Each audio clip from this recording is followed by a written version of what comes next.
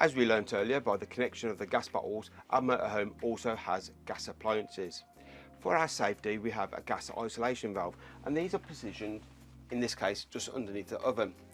They're grey, and what that happens here is if we have a gas leak from an appliance, we can isolate that appliance whilst continuing to use the other appliances on gas. Bit of a mouthful, but I got there. In this instance, they're grey, and I've got a little picture on it. So on this one at the bottom, it's a little snowflake, so I know that's for my fridge. And the one above it is a picture of an oven, so I know this is protecting my oven here.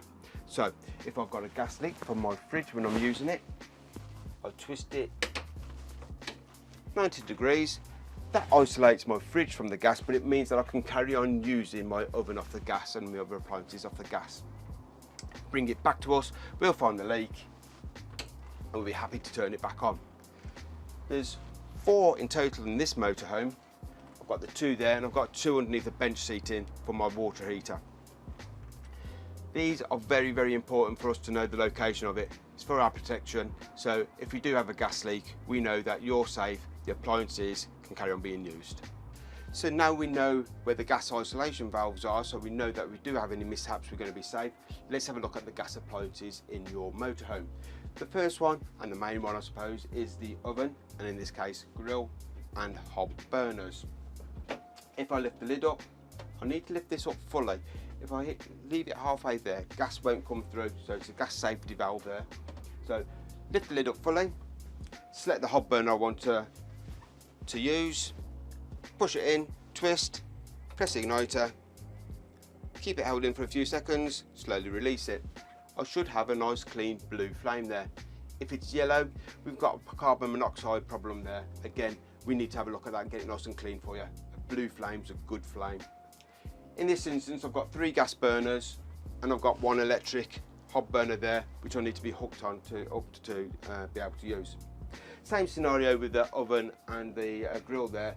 Push it in, twist it, hold it in, ignite it, make sure we've got that nice blue flame and it stays lit. Before we put this lid down though, just make sure everything's turned off, it's nice and cool, we don't want that breaking. This is what is known as a 3-way fridge. It sounds lovely, it just means that it works 3 different ways.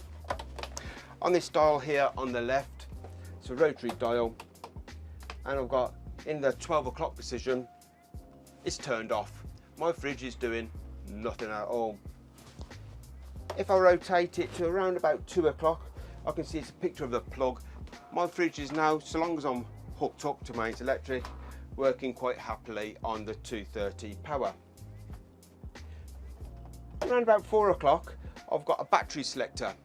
This is where most people get caught out. This is not your leisure battery. This is actually your engine battery, and this is for use when your vehicle is in motion. It's the least effective way of using your fridge, and you'll find that it'll only keep the temperature of the fridge where you started off. So it's always a good idea to cool the fridge down first before driving. And then finally, roughly 6 o'clock, we've got our gas selector. Turn it to gas, come over to my other dial here, push it in, hit the igniter, and my gas, once lit, is operating my fridge. I will know if I've got success with my gas being light because the orange needle here will go out of the white and into the green. Fingers push down, open the fridge door, and we've got nice fresh food ready for the barbie.